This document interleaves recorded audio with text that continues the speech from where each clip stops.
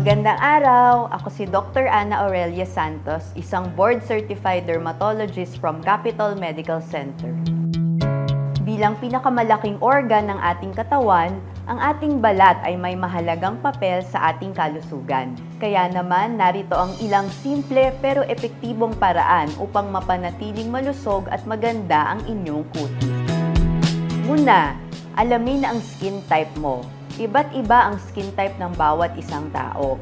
May oily, dry, sensitive, or combination skin. Mahalagang malaman ito para piliin ang tamang produkto na babagay sa iyo.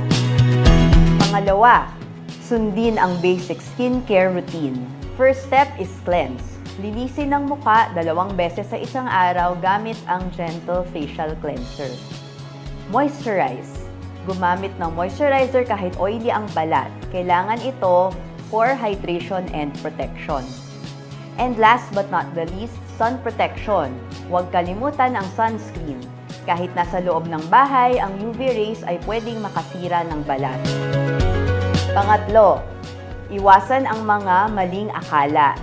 Hindi lahat ng nakikita online ay akma para sa ating balat.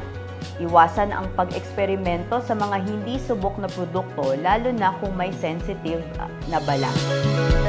Pang-apat, ugaliin magkaroon ng healthy lifestyle.